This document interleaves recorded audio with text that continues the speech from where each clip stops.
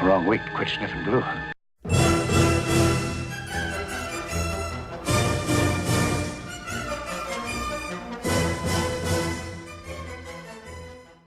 Well, good morning and welcome back. It is, well, it's morning here. I don't know when you're watching it, but it is the first full week of May, and I am running around like a chicken with my head cut off, trying to get things ready for the fest at the end of the month. And picking out a project that I've got, I don't know if it's going to make it to Wonderfest or not. Promises to be a fun, smaller project. A lot less elaborate than what I have been doing. No lighting, no decals. That's always a good sign. But it is something that my good buddy Dave has brought back into the world. Apparently, this is a subject that had been available for a while and then not. And he bought up the original molds, I gather, and is having a friend of his reissue them. And it is this guy. It is this guy. The Harryhausen Cyclops, now from some of the Voyage of Sinbad. And you may say, Lou, you've already built one of those if you are a close follower, and you're right, I have. And here he is. Let me do some clever camera work. And here, in fact, is the original Cyclops that I built. Still a very great kit. I love the size of this. This was the one that I flocked, and flocked the hair on his legs. And did this, I guess more than a year or so ago. And when you come down, this is probably about half the size. Yeah, it's about a half scale to that one. But you'd ask, why would you want to build another one? Well, I like the subject, first of all. Second of all, it's a neat design. Third of all, helping my buddy Dave out, he's trying to get into making a line of kits available, and that's always a good cause. And this is what caught my eye, literally caught my eye about this kit. It's got the eyeball already cast in place. And to me, that's just neat, that they went that extra step and cast the eyeball already in. So it takes the single hardest thing to paint out of the equation. Now, I'm going to have to mask that while I am doing the other work. And it has this nice big wagon wheel base. The sculpt on this is wonderful. The fit on what few parts that have to be put in is amazing. It makes a nice companion piece to the larger one, almost like a little baby Cyclops. But I'm going to do something, because I can't leave well enough alone. I'm going to do something I consider interesting. I don't know if you want to follow along or not. In the movie, Seventh Voyage of Sinbad, there are not one, but two Cyclops in that movie. Now, I've been trying to ponder the eternal question, what is the plural of Cyclops? Is it Cyclopses? Is it, and if you believe the Beatles, it's Cyclopedia. It's not Bicyclops, that's two Cyclopses.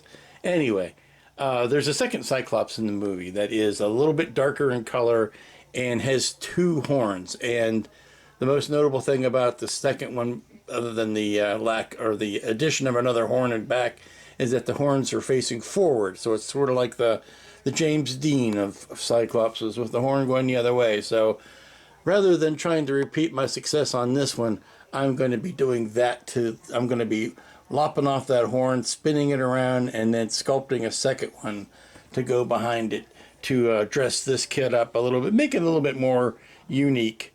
Since this is all about the finishes, the wood finish on the base, the fur finish, the skin finish, all that kind of stuff. So we're going to start today by cleaning up the rest of the kit. It's got some flash on it. I've already sawed off the rather sizable pour stubs that were on the hooves, so that it will stand up by itself, and they still need a little bit of sanding down to get them completely flat so that it will stand. I need to peg it to the base, and these arms, I have a little bit of flash, but once you put them in place, that seam all but disappears. It's beautifully molded. So let's get to work on it. Okay, with a lot of the seam cleaning done, it's time to glue on the arms. There's only 4 pieces to this kit. There is, not counting the stand, there is the body, there is the right arm, the left arm, and this jaw for your action posability feature, if you want to have him closed mouthed or open mouthed or whatever. But I think what I want to do is put the arms on.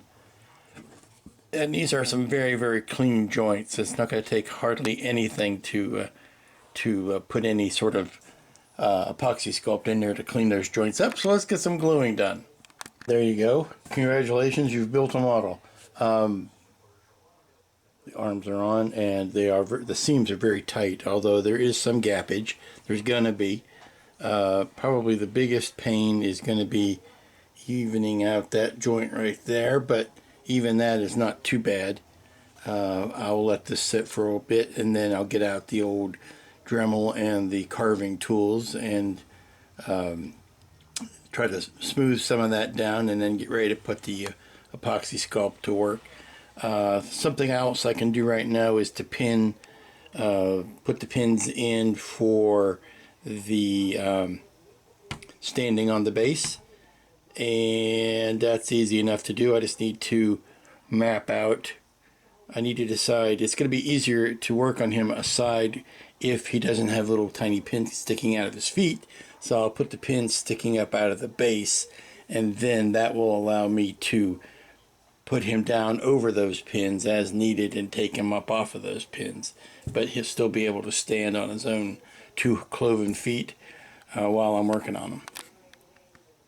For those unfamiliar with the source material, 7th Voyage of Sinbad, here is the guy I'm talking about. You'll notice it's got basically the same Cyclops as the other, because I don't believe that Harryhausen would build 2 completely different maquettes, but he did make one with a swap top here, and this one has the one longer horn going towards the front and a smaller one kind of hugging up behind it there. I'll try to find something that's a little bit higher res, but that's the idea. Okay, I'm just letting this dry in, but I've sculpted up the Elvis curl, or the Bob's Big Boy curl, whatever you want to call it. The forward-facing horn.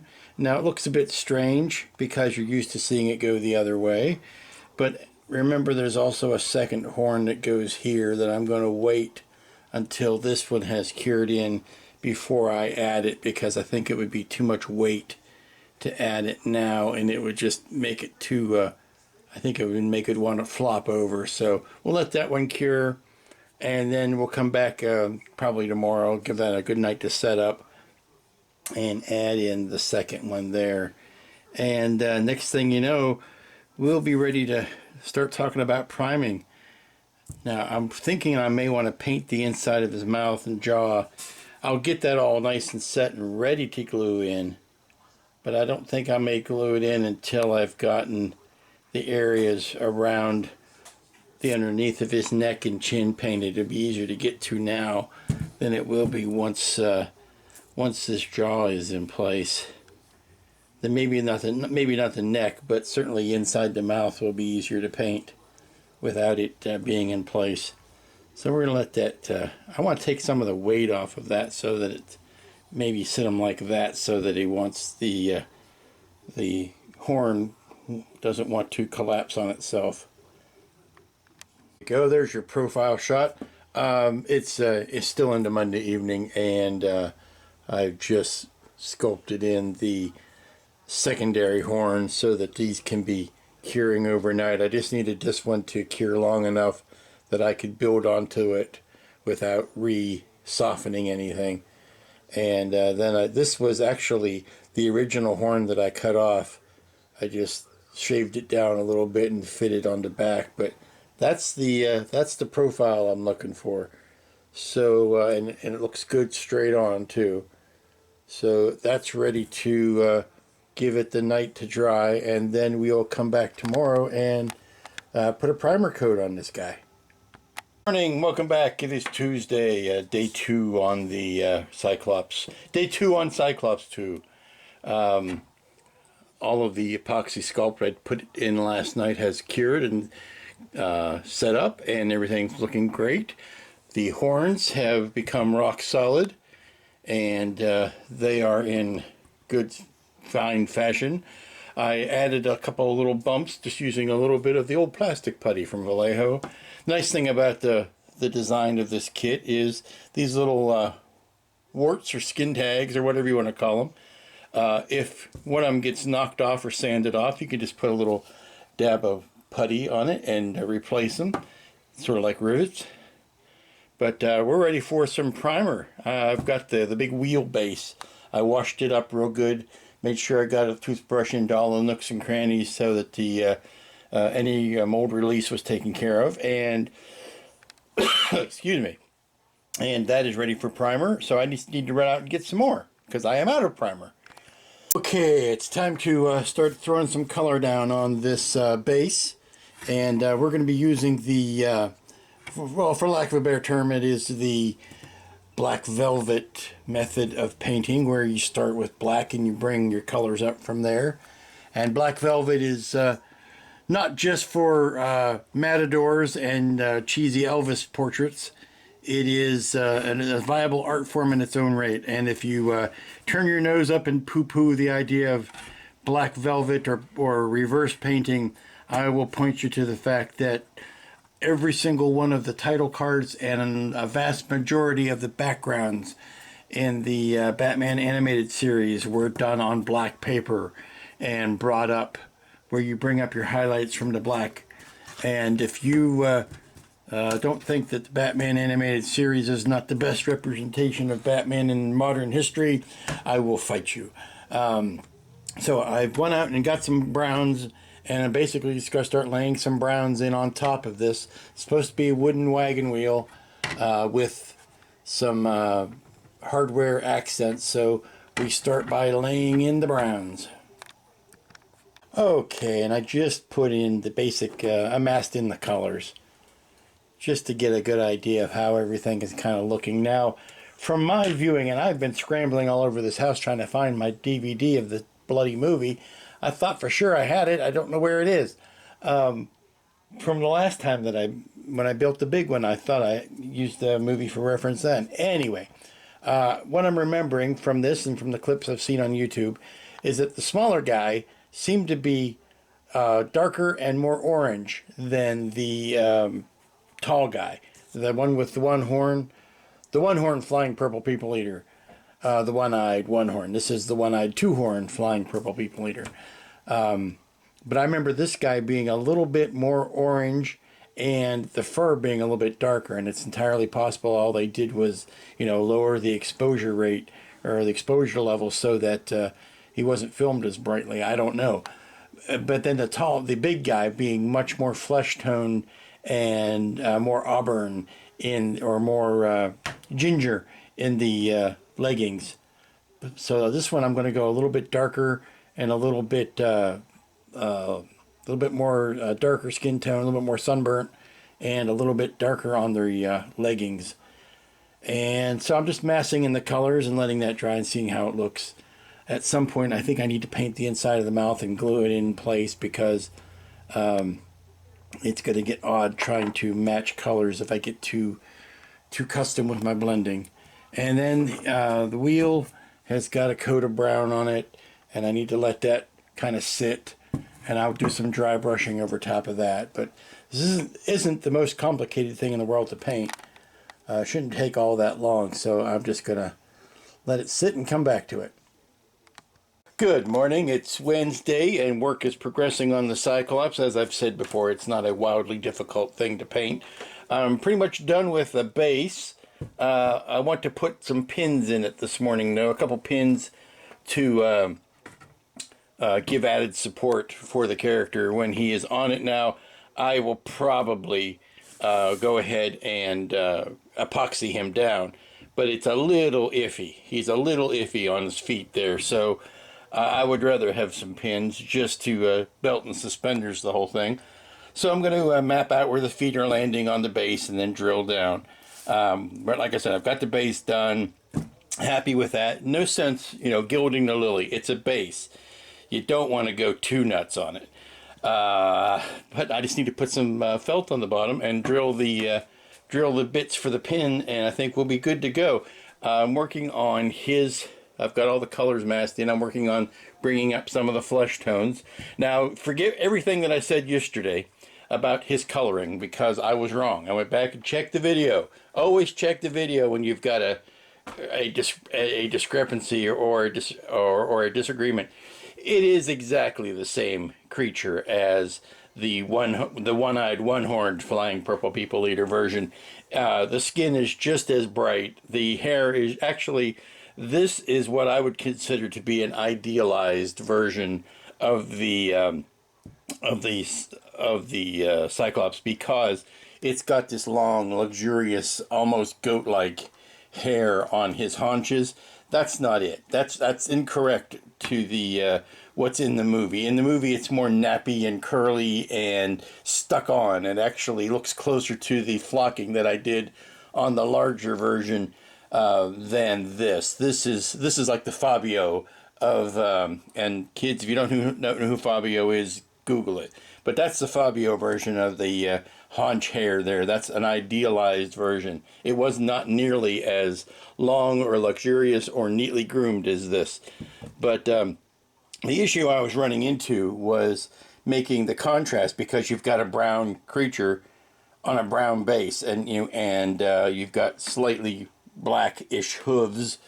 And how do you call that up into making a difference out of it? So I don't know what exactly. I may just have to live with that. I'm toying with an idea that if this wheel, had laid down on the ground and it was,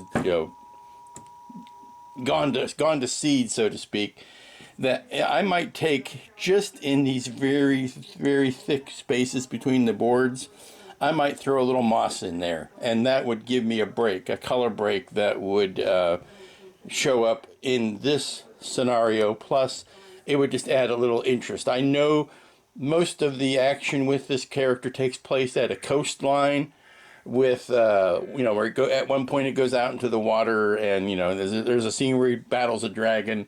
So I don't know whether throwing a light sand in there would be better. But see, then you're still into the brown family if you do sands.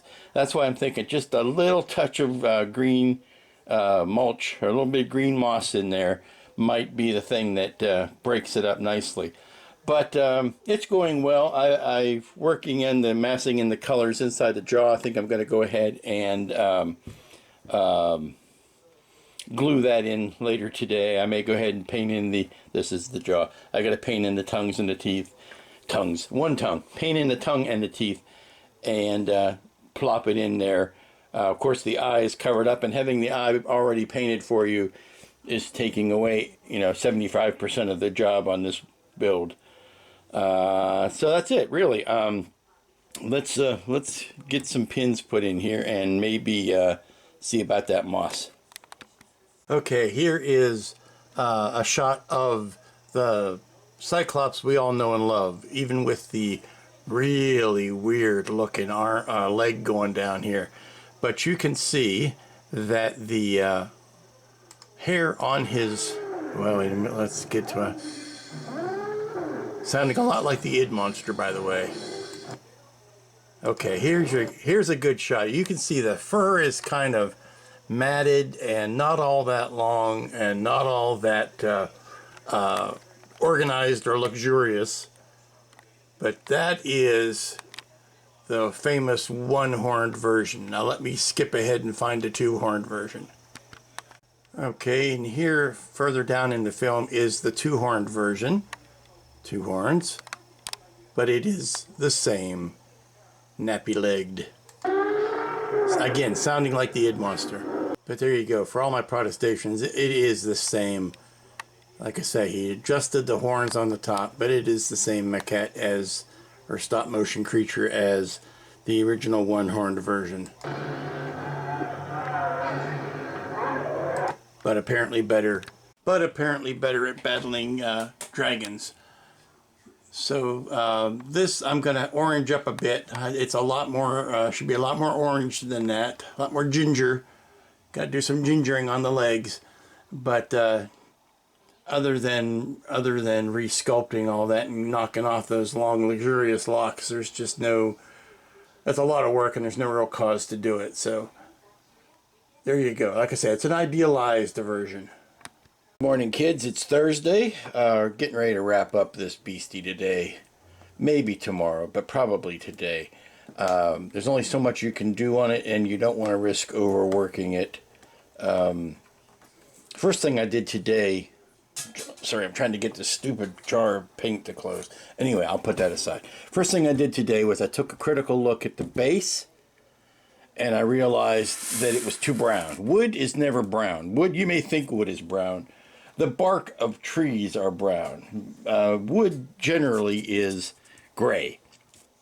Now, it is brown and beautiful when you stain it, but how many people in the time of Sinbad were actually out there with the tung oil staining up their wagon wheels? And this is what this is. This is a wagon wheel off of, actually it is the wheel off of the big crossbow that they used to shoot the dragon. And let me show you that. Oh, I kind of like the way he's looking down at the wheel. Let me show you that bit from the movie. It kind of took me a while to find it. But I think this is what they were using as a reference for that wagon wheel base. Now, let me maximize this thing here so you can see it. One thing I noticed that they are missing on the base are these cross cleats.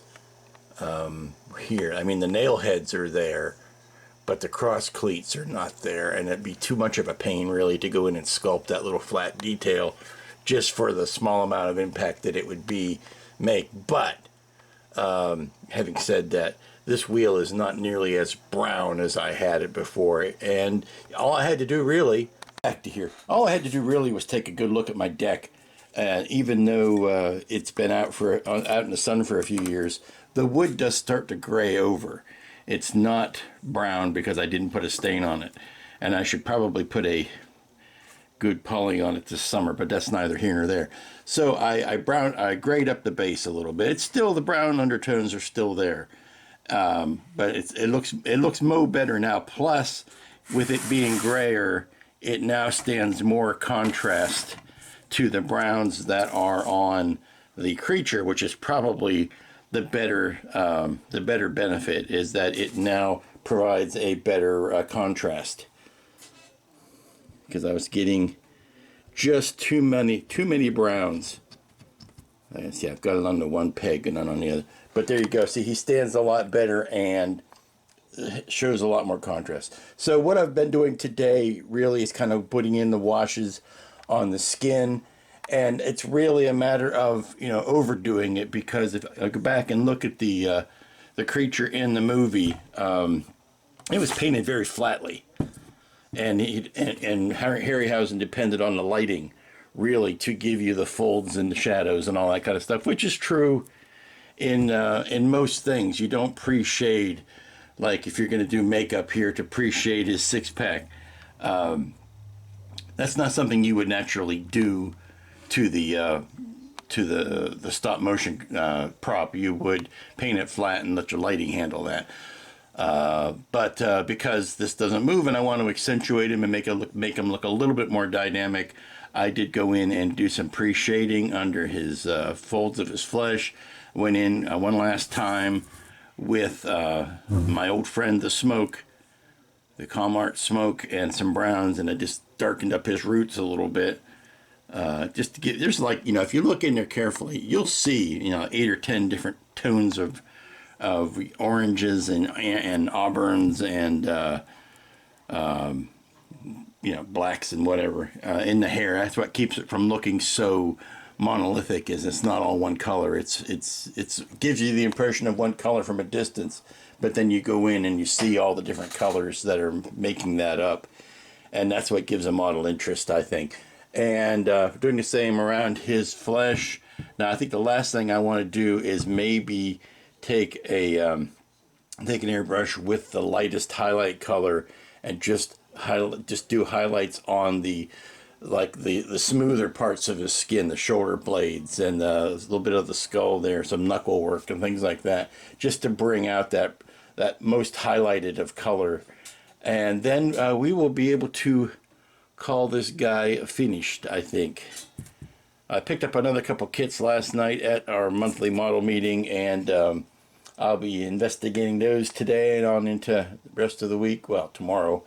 But I have got to get back to what I was expecting to be doing this week, which is to pull out kits that I'm taking and clean those up. So let's get this guy off of the work table so that I can do that. I'm letting him dry right now because I've just put on a wash coat, and I want to kind of let that sink in before I do anything else. And I'm getting ready to wrap up the Cyclops here. As using the horse racing analogy, I'm coming around the last turn. I've got one last thing to do, and that is to glue in his lower jaw. I've put a highlight coat, just a dry brush coat over the high spots to bring those kind of back out. I'm looking at him on camera, and the paint job is seems to be a lot less subtle on camera than in real life. These areas here don't really have that much contrast in them, but on camera they look a lot more contrasty. I took some gloss coat and that Vallejo gloss varnish and painted in the tongue and the bottom of the mouth, and I did some in the roof of the mouth and over the teeth, just to get to an area that I won't be able to get to once I put this in, and then it'll be a little bit more puttying, I'm sure, to hide that seam. So let's take care of that now.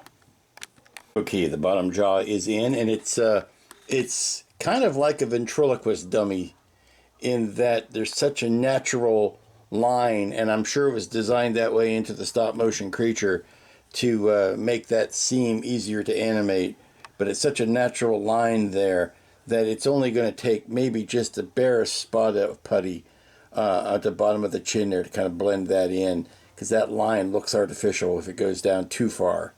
So a little bit of putty jammed in there and some final touch up on that. But I got to tell you, having that eye already cast into the resin gets rid of a whole bunch of painting that you have to worry about. So kudos for doing that. But there's a face a mother can love. And you can see the benefits of having the glossing done on the tongue there. Yeah, I'm going to let the jaw dry in for a second or two. I've got to touch the paint up, but first I want to put a little bit of epoxy sculpt on that joint, blend it in a touch, and then be able to hit it with some paint. I'm going over and looking at last minute seams, anything that's popping up. Not too many of them are. It's pretty darn well cast piece, so we'll be ready to put this on the base here in a second or two. But yeah, not too shabby.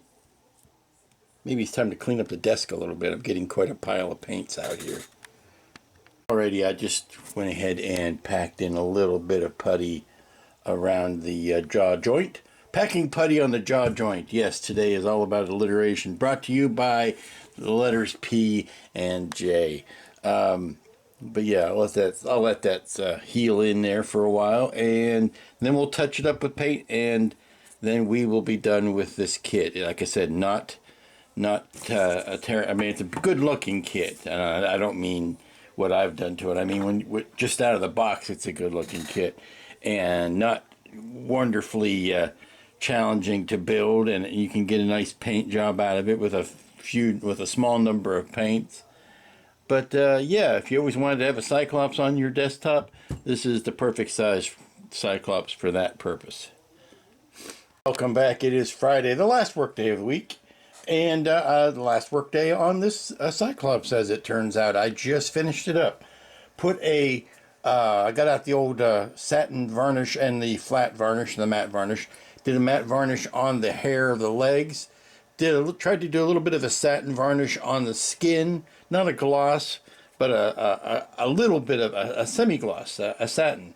Because going back and looking at the footage again, he looked like he was sweating. Plus, the other one, the bigger one, was in the water a lot, so it would be wet. But, and you know what? I realized, well, it wasn't a great realization. It's there, right there in the plot. The reason why this guy has two horns, it's very simple. It's a production reason. Earlier in the movie, the one-horned version guy is killed. Spoiler for a 50-year-old movie. The original big guy on the beach gets killed. And so when viewers see another Cyclops, and it looks exactly the same as the other one, they're going to say, what the what? Didn't we just see that guy get killed? So they throw another horn on him so that you can tell the two apart. And that's the only reason. But this guy's done. And did a little quick glossing in the mouth there. And you can see where I've got the jaw blended in from yesterday. And that's really it. One last coat of the gloss on the eyeball as well. I gotta tell you, having that eyeball cast in is genius. It's genius because it makes what would be a complicated paint job very simple, because it's, like I say, it's already done. But it would stop a lot of people from buying this kit if they had to paint an eyeball, whereas having the eyeball pretty much done for you, I won't say it's cheating. It's not. It's an advancement, and it will. A lot of people will try this kit that wouldn't I'm sorry, I'm trying to yes, the camera's all over the place. I'm sorry. I'm trying to get him back on his pegs here. I may have to put the camera down. Anyway, like I was saying, having the option of the eyeball already being done will put this kit back in the realm, in the hands of people who may want to try it, but were scared off by doing the eyeball. So good for them. I'm glad they did it. It's a good introductory kit for resin building because it went together very well, very easily. There is I'm sorry, just leave it alone, Lou. There is an opportunity there if you want to do some more scratch building or sculpting. You certainly can. It's a really good starter kit for resin. It's a complicated sculpt.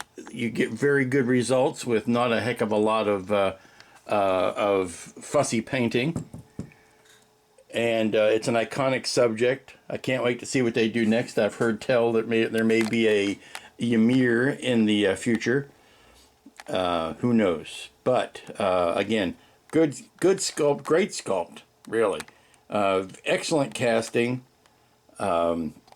Outside of the idealized Fabio hair on the legs, very accurate, and a good purchase. And I'm glad to have redone this one after having done the huge one. As a matter of fact, I might go get I'll let this one stand on its own. I was gonna say I might go get the other one and stand it next to it, but this one stands on its own. Literally, he stands on his own. So that's my short but quick review of and this is coming out of Modelworks. Dave Bennett, pal of mine, good friend, and he has, like I said, bought up the original molds and is reintroducing these. I won't say recasting because that's a dirty word. He's not recasting it. He is casting it again. He has the molds. He has the authorization. This is not a recast. So I hope if you find this, he's going to have some of these at Wonderfest for sale. If you like them, pick one up. But that pretty much sticks a fork in, or sticks a spear in this. I want to do the. I feel like I should be doing the Pillsbury popping fresh doughboy here. Sorry, it's Friday, and I've got a big order came in this morning, so I've got to hop on the plotter. So just as good, this guy is finished. And that's going to bring us to the end. It was another one of those one-week wonders. A one-week wonder. Getting this guy from start to finish in a week. Pretty good. And this is when time starts to become an ever more precious commodity. We are 3 weeks out. 2 weeks out from Escape Velocity and 3 weeks out from Wonderfest. So the moments, they are a ticking by. So I don't know exactly what it is I'll be working on next week. Probably more of the getting things cleaned up and spruced up. Playing with the Falcon over here. I just put it on a different stand. I didn't like that base that I whipped up ever so quickly. I think I can do better than that. But I'm looking at what I'm getting ready to take and how much work it's going to need to get done to get them ready, and that kind of thing. Plus, getting a big order in, which will give me the spending money I need at Wonderfest, which is always good. So until next week, when who knows what we'll be doing. Be good to each other, and we'll see you here next time.